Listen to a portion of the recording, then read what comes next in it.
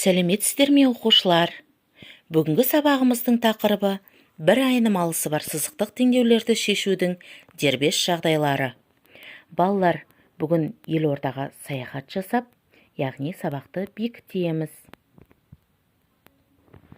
Бүгінгі сабағымыздың мақсаты бір айнымалысы бар сызықтық теңдеулерді шешеміз.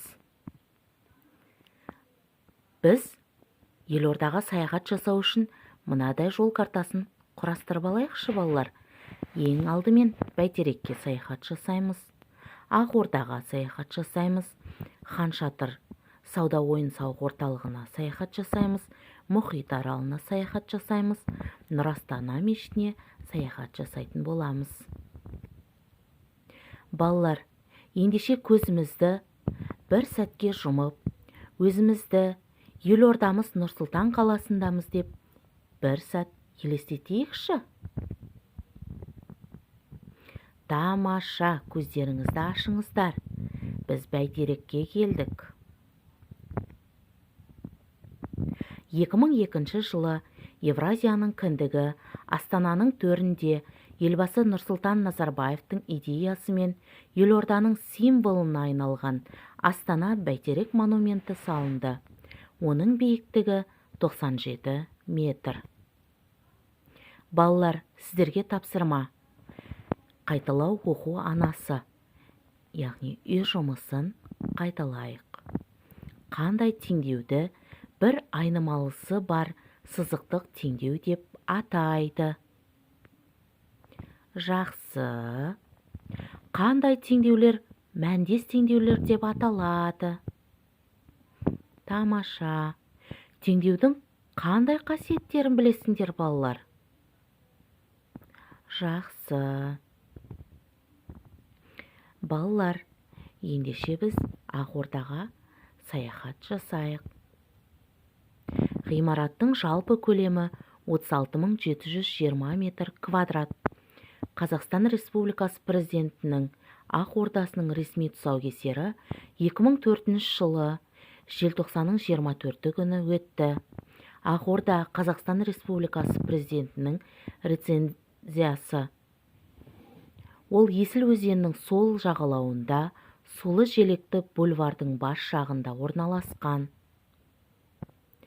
Бәйтерек монументінен 300 метр жерде орналасқан балалар. Ғимарат қазіргі заманғы құрылыстың ең таңдаулы әдістерін қолдана отырып, монолит құйматастан салынған. Балалар, келесі шартқа орындау үшін, саяхат жасау үшін мына бір тапсырманы орындап жіберейік. Білім басты мұрат, оқулықпен жұмыс жүргізейік. Яғни оқулықтан 857 есепті ашып, мына есептерді шығаруларыңызды сұраймын. Жақсы балалар, тамаша орындадыңыздар деген үміттемін. Ендеше біздер келесі баспалдаққа өтеміз. Хан Шатыр сауда ойын-сауық орталығына саяхат жасайық. Осыдан бір жыл бұрын Астананың туған күнінде сәулеттік тұрғыдан бірегей құрылыс Хан Шатыр сауда ойын-сауық орталығын ашылу салтанаты болған. Ол қазір әлемдегі ең биік және ең үлкен шатыр. Оның шпилінің биіктігі 150 метр. Ғимарат орасан зор, мөлдір шатыр болып табылады. 3 қабатты жабыны Астананың жазда 35 градус ыстық, қыста 30 градус аяз болатын қатаң ауа райына шыдайды. Күн сәулесін өте жақсы өткізеді. Келесі тапсырма балалар, тест есептер. Мына тест есептерін сіздер шығарғанда қандай сөз шығады екен балалар? Сіздерге орындадыңыздар деген үміттемін. Тамаша. Ендеше келесі баспалдаққа өтіп саяхатымызды жалғастырайық. Мұхит аралына саяхат жасаймыз. Қазақстанның астанасында әлемде мұхиттан ең қашық жердегі океанариум Думан ойын-сауық орталығы орналасқан. Оған 3 миллион литр су және 120 тонна теңіз тұзы жұмсалды. Мұнда теңіз жануарларының 100-ден аса түріне жататын 2000-нан аса балықтар мен түрлі жануарлар өмір сүреді. Келушілердің әсіресе акуланы тамақтандыру сәті аса қызықтырады. Балалар, математикалық лото ойынын ойнайық. Жауаптарын төменде берілген.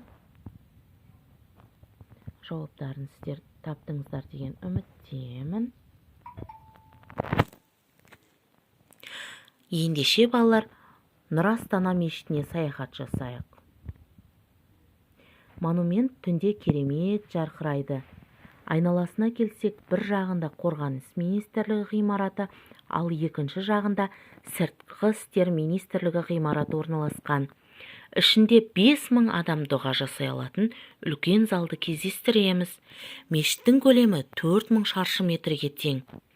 Балалар, бұл 2005 жылы 26 мамырда ашылған болатын. Тәуелсіздіктің 30 жылдық мерекесіне байланысты оқушылар, сіздермен бір математикалық жұмбақты шешейікші. Көріп отырсыздар, Қазақстан деген жұмбақты шешуіміз қажет. Ол үшін бірінші математикалық 4 амалдың біреуін табастар. 6 сынып математика оқулығының авторын табастар. Қосу амалына кер амалды табастар. Бүтін және бөлшек бөліктен тұратын сандарды табастар. Міне осылай сұрақтарымызды жалғастырамыз. Мынау сұрақтарымыздың жауабы, балалар, осылай сіздерде тапты деген үміттемін. Карточкамен жұмыс жүргізейік, балалар. Жауаптары, яғни берілген, е? Дұрыс шығардыңыздар деген үміттемін.